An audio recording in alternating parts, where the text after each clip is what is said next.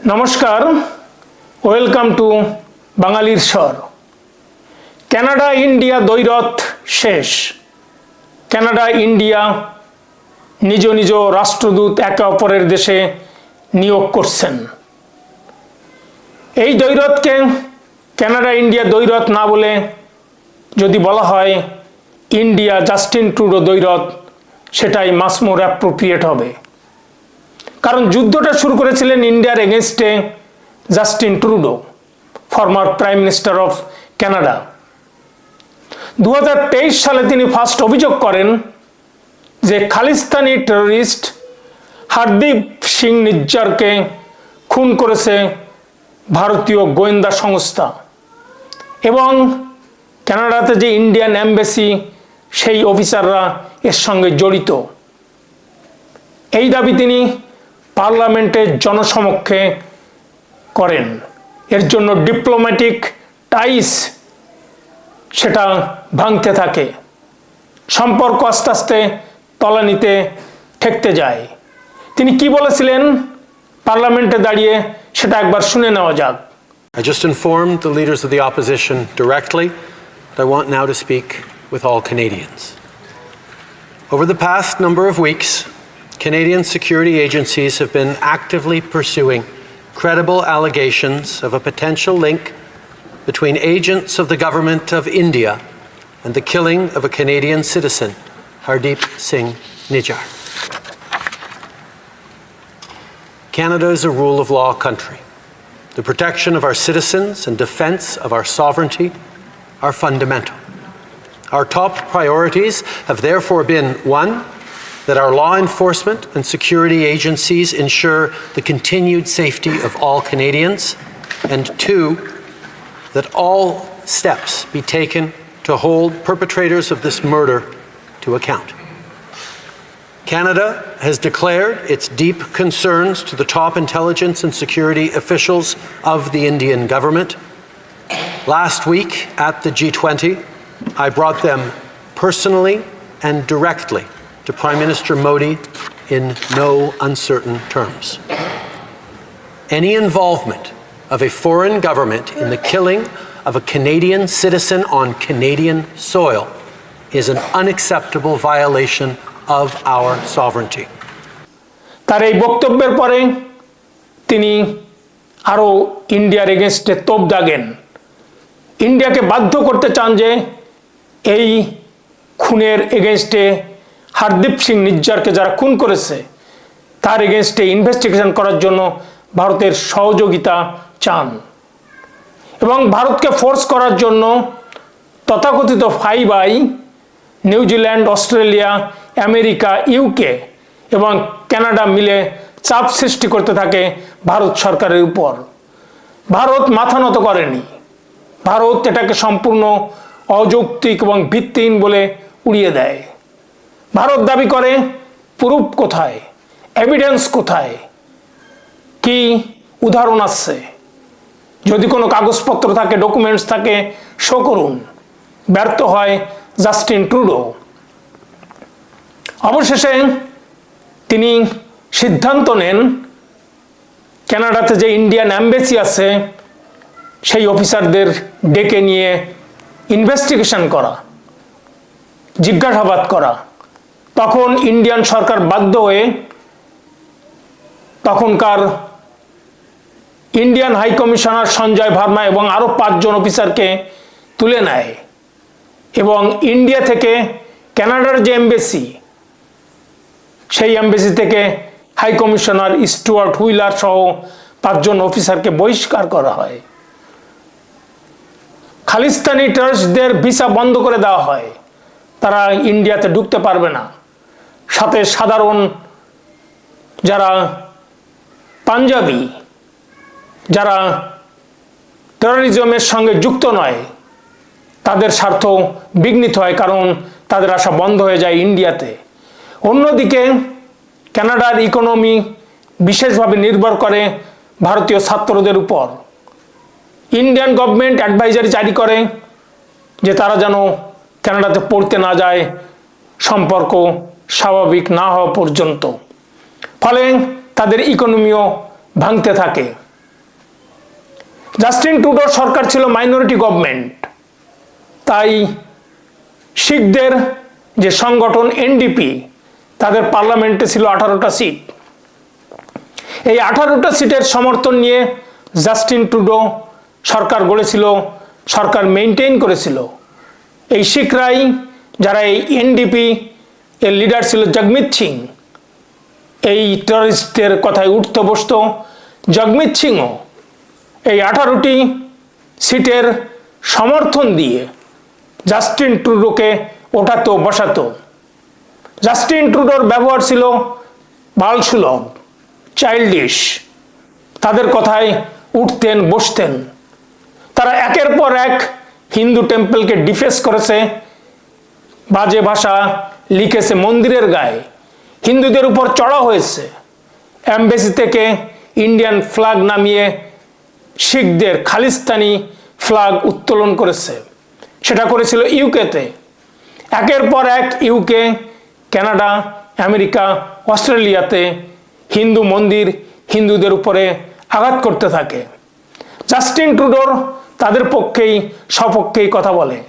তিনি বলেন এটা ফ্রিডম অফ এক্সপ্রেশন, তাদের ওপেন সোসাইটি, এটা তারা করতে পারে, আইন অনুগভাবে কোনো বাধা নেই।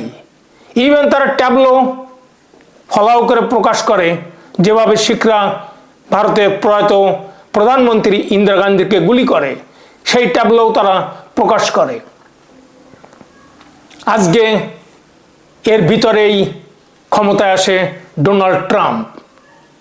ট্যারিফ আরোপ করে 25%। জাস্টিন ট্রুডো এক্সপোর্ট করতো প্রায় $450 বিলিয়ন গুডস, এবং ইকোনমি বিপর্যয়ের সম্মুখীন হয়। ডোনাল্ড ট্রাম্প সোশ্যাল মিডিয়ায় একের পর এক জাস্টিন ট্রুডোর উপর ক্ষোভ উগরে দেন। তিনি বলেন কানাডা এখন কান্ট্রি নয়, এটা 51st স্টেট অফ আমেরিকা। এবং সোশ্যাল মিডিয়াতে জাস্টিন ট্রুডোকে বলে আমেরিকার governor, 51st governor of America. ফলে লড়তে গিয়েছিল ইন্ডিয়ার এগেনস্টে, লড়তে গিয়েছিল আমেরিকার এগেনস্টে, ডোনাল্ড ট্রাম্পের এগেনস্টে। কিন্তু ডোনাল্ড ট্রাম্পকে হ্যান্ডেল করতে ব্যর্থ হন। ফলে দেশের ভিতরে তার এগেনস্টে জনমত গড়ে ওঠে, তার জনপ্রিয়তা তলানিতে নামে। আলটিমেটলি তাকে পদত্যাগ করতে হয় ইলেকশনের আগেই।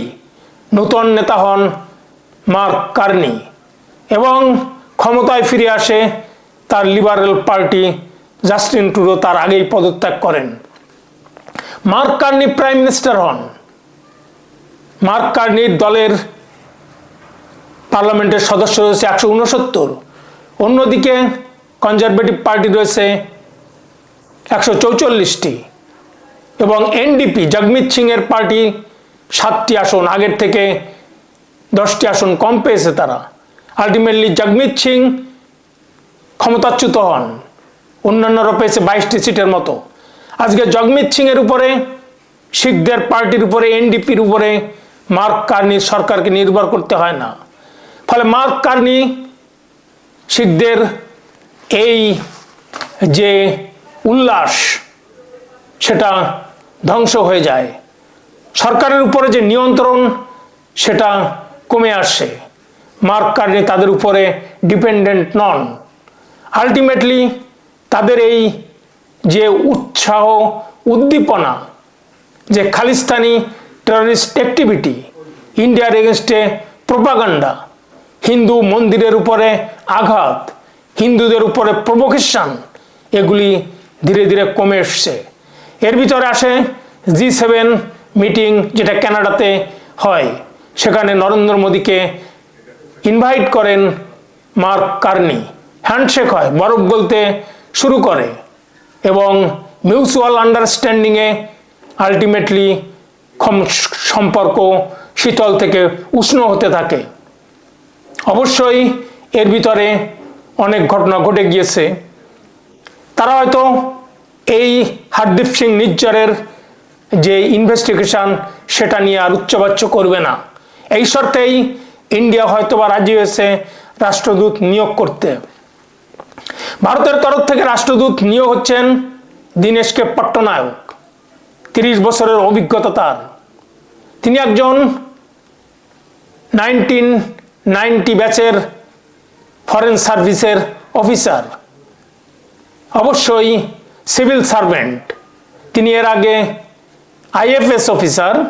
তিনি এর আগে Geneva, Dhaka, Beijing, UK, Europe, Africa, জাতিসংঘ বিভিন্ন জায়গায় কাজ করেছেন, অভিজ্ঞতায় ভরপুর। তিনি শিখদের কিভাবে হ্যান্ডেল করতে হবে সেটাও তিনি ভালো জানেন, কারণ তিনি ইউকেতে ছিলেন।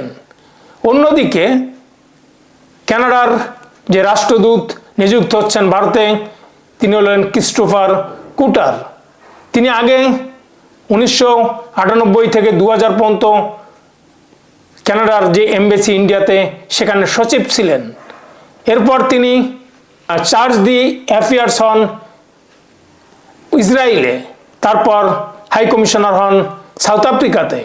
ফলে তার 35 বছরের অভিজ্ঞতা এবার ইন্ডিয়া এবং কানাডার বন্ধনকে আরও শক্তিশালী করবে। It will improve the ties between India and Canada definitely. কারণ জাস্টিন ট্রুডোর মতো বালসুলভ নেতার দরকার নেই। তিনি শেষ যেদিন অফিস ছেড়েছেন সেদিন চোখের জল ফেলে বিদায় নিয়েছেন। তিনি হয়তো বলেছেন, at the end of his life, at the end of his power, he will work for the ক্যানাডিয়ানস। কানাডার স্বার্থে তিনি সব কিছু করতে রাজি এবং চোখের জলও ফেলেন যাওয়ার আগে। এত গেল জাস্টিন ট্রুডোর হেরে যাওয়ার কথা। মোদির এগেনস্টে, ভারতের এগেনস্টে লড়তে গিয়েছিলেন। ওদিকে মালদ্বীপের প্রেসিডেন্ট মুইজু, তিনিও হেরে গিয়েছেন। ইন্ডিয়া আউট স্লোগান দিয়ে ক্ষমতায় এসেছিলেন। আলটিমেটলি নরেন্দ্র মোদীকে ইনভাইট করে তার যে ইকোনমি সেটাকে ইমপ্রুভ করাতে হচ্ছে। ডক্টর মোহাম্মদ ইউনূস বাংলাদেশ সরকারের প্রধান উপদেষ্টা, তিনি ধীরে ধীরে লাইনে আসছেন। এখন পালা ট্রাম্পের। যুদ্ধ শুরু করেছেন মোদি ভারতের এগেনস্টে 50% ট্যারিফ জারি করে। কে জেতে সেটা সময়ই বলে দিবে। তবে ভারত আশাবাদী, জাস্ট ডোনাল্ড ট্রাম্পকে হারতে হবে, সেটাই স্বাভাবিক। দর্শকবৃন্দ, আজ এ পর্যন্তই। ভিডিওটি ভালো লাগলে বাঙালিশ্বর চ্যানেলটি সাবস্ক্রাইব করে পাশে থাকা বেল আইকনটি প্রেস করুন, আর সাথে একটা লাইক দিয়ে কমেন্ট বক্সে কমেন্ট লিখুন। দেখতে থাকুন বাঙালির স্বর, আপনার স্বর। ধন্যবাদ।